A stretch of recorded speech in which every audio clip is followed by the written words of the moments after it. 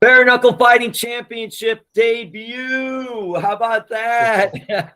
Going from MMA to broadcasting and now Bare Knuckle Fighting Championship. You have to tell us about this big opportunity that's coming up. And I believe it's Bare Knuckle Mania 3. Exactly. It's KnuckleMania 3. Like wrestling had the WrestleMania, they have the KnuckleMania. So before everything, thank you so much for this interview, for your time. And I'm very excited. I was going to fight in November, but here in Florida, in Orlando, but my opponent fell down. So, was a little frustrating at the moment. I decided to don't go to Uruguay for Christmas and New Year's because I knew if I go there, I eat everything. I don't train much. So I say to my parents, hey, better you come here to Miami. So I stay focused. Something can happen, and it happened. They called me if I was able to fight in this event. Was going to be the bigger than the other one. So I say yes, and here I am, 5 week, ready for my debut. All right. So if you're in Uruguay, what would you be eating then? What did you have? What is your Oh, go-to foods there? What would you have to everything. go back We, on? we ate a lot of steak. We are 3 million people and we have 12 million cows, 4 cows a person. So everything is with the steak. Everything. We turn the fire to barbecue. If it's a birthday, if it's Christmas, if someone die, if someone get divorced, everything is a good reason to turn on the fire and do some barbecue. So for sure, if I was there, I was eating barbecue. It would be you would have to fight the heavyweight division. Exactly. So my parents came. I had the chance to show them my new life here in Miami, which is the capital of South America. So they feel like I home, and they went to the studios to see me in the broadcast. They saw me training. So it was a good experience to have them here too. Gaston, where did you train? Did you train at MMA Masters in Miami for this too, I or no? No, for this fight I didn't. I love my masters, Daniel Valverde, Cesar Carneiro, and all my teammates, but uh, was not smart to do jiu-jitsu, to do judo, to do wrestling. So I contact Eric Castaños, El Tigre, and went to train there. He has many bare knuckle fighters, and the most important one, Luis Palomino. Baboon Palomino is the champion of my division, the champion of the division above me, 155 and 165. He's like Lionel Messi in soccer. He's the best pound for pound in bare knuckle. So for me, it was a great opportunity to train next to him. He's from Peru. He came like me, for his dream. And he's super humble too, so he helped me a lot with everything. I am a guy that is passionate for martial arts, so I asked him like 1,000 questions in the last 2 months, and he answered all of them with the best smile. So I have to thank Tigre, I have to thank Baboon Palomino and all the team from Young Tiger Foundation. But Gaston, he might be your opponent one day. No, yeah, I'm not that crazy. I'm not that. I look like, but I'm not that. We say, hey, in Uruguay, we say, I don't need class. I'm, I'm not that dumb. No. He's the champion. He will be the champion. And if one day, he leave that bucket belt, I take it. But I will never go against him. How long have you been living in Miami? And you mentioned the South America. Miami is just another extension of South America. But what is it like living in Exactly. Miami? How long have you been down here? And how long did you train with MMA Masters when you were doing your MMA? I was in California, which has a lot of Spanish people, but from Mexico. Looks the same, but it's not the same. The culture is very different. Here, there is not many Uruguayan places, but there is a lot of Argentinian places, which is kind of the same culture. And I came here in the middle of the COVID situation. I was working for Univision as a broadcaster. We have to travel for every 5 weeks, and they decide to put the cage here in the Univision studios and make the fights from the studios. So I came all the way. In that moment, the COVID, everybody was afraid with the COVID. The protocols were very different, so I couldn't fly. If you fly, you couldn't get in the studio for 15 days. So I drove 35 hours. As soon as I came here, they told me they were going to push this a couple months.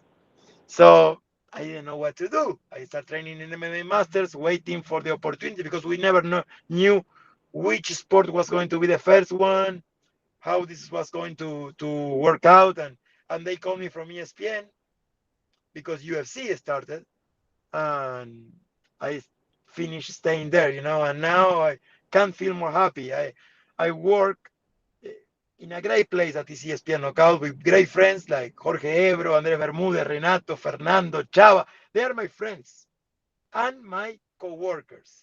And I do what I love. I'm passionate about martial arts. So if I'm not commentating, I am training. If not, I am fighting. Really, really sounds like a cliche, but I'm living my happiest moment. It's so interesting because we hear a lot, obviously, about American Top Team here, and now Kill Cliff FC, which was Sanford MMA, but MMA Masters Miami also is a legit training place.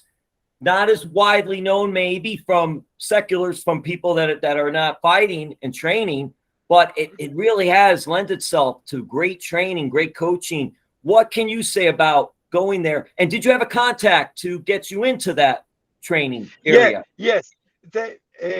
It was Andrés Bermúdez, my co-worker, the one who told me, hey, you should go to MMA Masters. It's very good. It's no. First thing he told me was it's more attention. It's not like as many fighters as, American Top Team, or in that moment, it was Sanford MMA, North Kickliff. And I went there, which I love is the communion that Cesar Carneiro has with Daniel Valverde. Both know everything, but one is more focused on the grappling. The other one is more focused on the striking. Cesar Carneiro came from the capoeira, but has a lot of knowledge in all the striking martial arts. Daniel Valverde is incredible with judo and jiu-jitsu, and first day I rolled with him 2 rounds of 5 minutes with no break. So it was 11 minutes of a nightmare. As soon as I finished, I asked, do you know what truck went over me? This guy is amazing, and I want to stay here and I want to learn. I had to be like him. I want to be like him.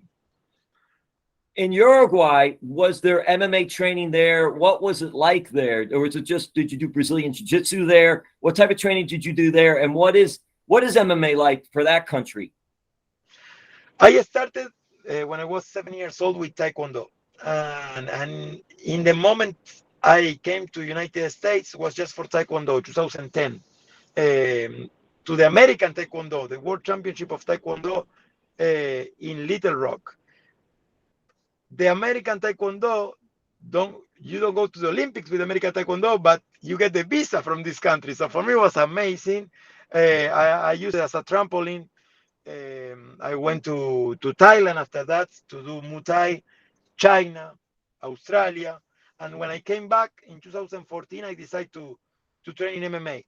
In that moment, they wasn't very known in Uruguay, MMA, so I had to go there, and in the interview to explain, you cannot put the hair, you cannot put the fingers in the eyes, you cannot poke the eyes, you cannot hit the private parts. And you know what? When I say I was going to fight Bare Knuckle, I have like a deja vu. Same thing. I feel like I have to explain everybody again what you can do, what you cannot do, and I am in the beginning of something, and they will grow, because right now you go to Uruguay, there is a lot of MMA gyms, maybe 20, 30. That in that little country is a lot, and I have the feeling that in the future maybe we have more people in Bare Knuckle. That's what I want to be, the point of the spear, and then more Uruguayan warriors come. Why Bare Knuckle for you? I went there. I had to commentate the fights.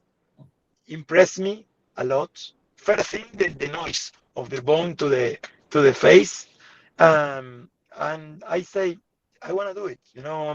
Uh, when I commentate the fights, being a fighter helps me a lot. I can explain things that are happening on the cage because I felt it. That didn't happen with bare knuckle. I never fought bare knuckle. I don't know what you feel when you hit an elbow, for example. And I want to feel it. So I say, why not? I don't want to be 85 years old and say, what if? No, no, no, no. I will do it right now. So I do take time. I went there and I learned the Cuban style of boxing of hit and don't get hit. And I'm excited to go there and feel what is a real bare knuckle fight. And then when I commentate, I can say, I fought everything. I fought taekwondo, kickboxing, Muay Thai, MMA, with gloves, without gloves, and have that experience. So you have the experience of broadcasting UFC Espanol for MMA, and you also broadcasted bare knuckle fighting as well? Yes, I did. Yes, I did. I did it live. And you know what happened the first time I had to do it? Some blood went on my suit. That never happened again with any other fight. And I say, man, these guys are savages. I love it. I wanna try it. I wanna try. That's so interesting, so crazy. I'm curious, transitioning back to MMA, ESPN, or I should say UFC Espanol, being a broadcaster for UFC Espanol. How did that come about for you? Because what a big opportunity, something to put on the resume and do something that you love. But how did that all come about for you? I was in Miami, and they needed one person, and they called me, and I think I did a good job, and they decided to have me on the team, which I think is a blessing for me. It's a blessing. It's not only because the ESPN is huge and the UFC has amazing fights, the best ones are fighting there, but because I'm enjoying every second. I'm doing everything with friends.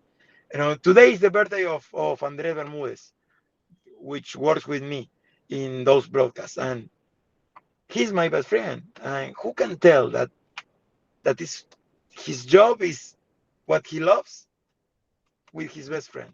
Not many people. So I'm enjoying every moment. Did you have a tryout? And also, did you get to meet Dana White, obviously, and what was that like? Yeah, I met Dana White even before I was broadcasting for UFC. Yeah, it was great. It was great. It was great. All the people in the UFC are super professionals. It's an amazing organization. They treat the media great. It's like no one other does. That's why they are the biggest organization. Now, you mentioned working for Univision. Yes. Right here in Miami. Univision. So what things are you doing for Univision? Are you still working for Univision? No, I don't work anymore for Univision. As soon as I moved to ESPN, I finished with them. I really appreciate the opportunity they gave me. I grew a lot. I grew a lot with them, but now I'm 100% ESPN. ESPN Knockout, which is our team. That's amazing too, because UFC and with being on ESPN and all. And I asked you about UFC, but I mean, ESPN is like everyone knows ESPN. And what is that like for you? I do sometimes boxing, sometimes I do bare knuckle, sometimes the UFC that make me grow too. Open my mind to different combat sports. So it's amazing. It's great. What great opportunities for you, and great opportunities that you're doing well with it. Is this really a credit to you? I'm curious because in listening to your answers, you said something about Univision having a cage inside Univision. Yeah. Was that for Combate Global? Combate Global, exactly. And that moment was Combate Americas. Then changed their name, and now it's Combate Global. And it's like here in Miami. But when I came to commentate, it wasn't ready yet. And then when they started, I was already in ESPN.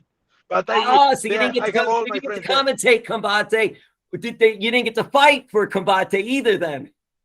I did fought. I commentate like 2 years straight for Combate, and I fought twice and won twice. So I really like Combate. I enjoy Combate. Is Campbell McLaren a big fan of Gaston Reyno? I am a friend of him, friend of everybody in Combate. You know, I love those guys, and I will always wish the best for them. Campbell is so crazy. Such a good Yeah, he guy, is. but he's so Yeah, passionate he and is. crazy. Yeah, he is. Yeah, he is. Yes, he is. All right, so we'll wrap this up. A few more questions for you. I want to get this into, so we have the Bare Knuckle Fighting Championships. It's KnuckleMania 3, Friday, February 17th. It's in Albuquerque, New Mexico.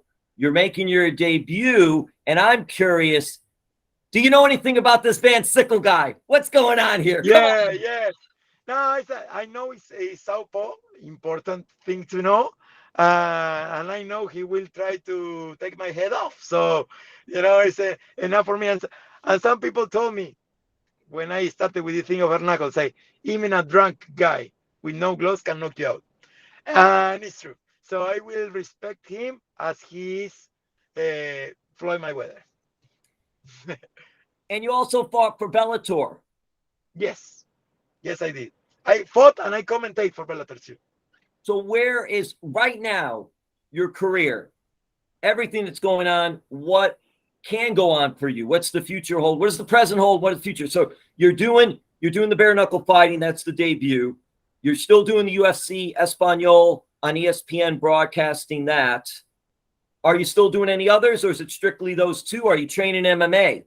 The truth, I don't even know. I will go there and I will see how I feel. I know I'm going to enjoy it, but for sure I will be still working with ESPN, and I hope all my life. But in the fighting, whatever opportunities come, I will try to take the best. I take care of my body a lot. I'm 36 years old. I understand that I don't have 20 more years, so I want to take advantage a lot of every opportunity. I take care of my body. I train very hard, discipline, and I will use these years that I have left in my career for the best. Do you miss Uruguay? Yes, but I go very often. And here in Miami, always Uruguayan people here that invite you, to, hey, let's go watch the Super Bowl. Eat some barbecue. Let's go to play soccer. Let's go to this. Let's go to that. So I feel like I'm at home. How did you stay away from the food during the Super Bowl parties? Oh, I went with my salad there. Everybody killing it with the food, and I went with my salad. That is the only hard part of my job. It is really, that is such a challenge, physically and mentally, is that part of it. And I'm curious, in wrapping this up, how much have you learned during the years of training and nutrition? Because you can't just say, okay, I'm cutting everything out and that's it, because that's not good for the body either. How much have you learned over the years with that aspect? I think a lot. Every country is different. For example, in Thailand, you find Muay Thai and you weight in same day. So it's no, much weight cut that you can do. Here in MMA, Americans cut a lot of weight, and you have to do it, because if not, you are giving an advantage. Um, I think it helped me a lot. It's like a filter for the talented.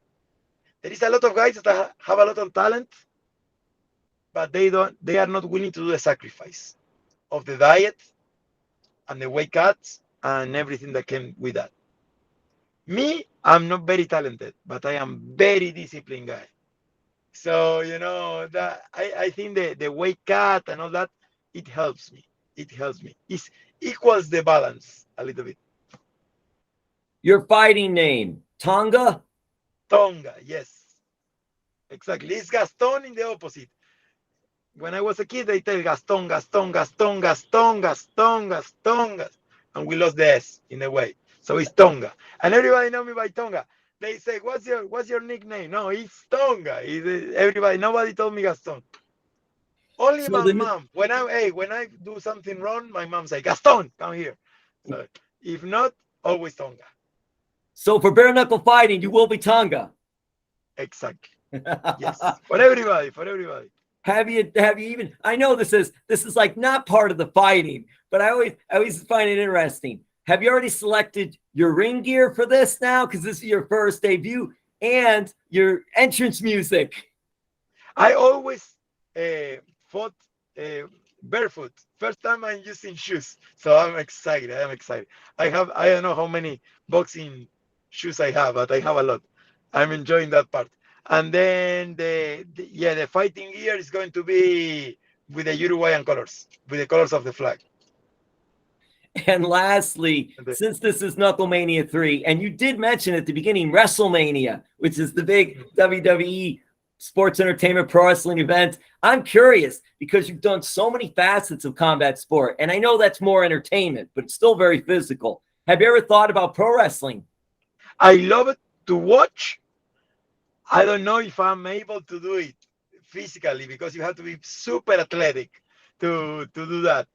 I would love to learn, but I don't know if I have the talent for that.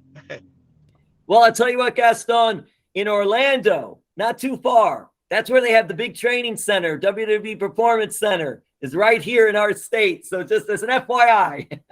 I may have to try. All right, Thank Gaston, you so much. Thank you so much for the time. All the best. Thank you to you. Bye-bye.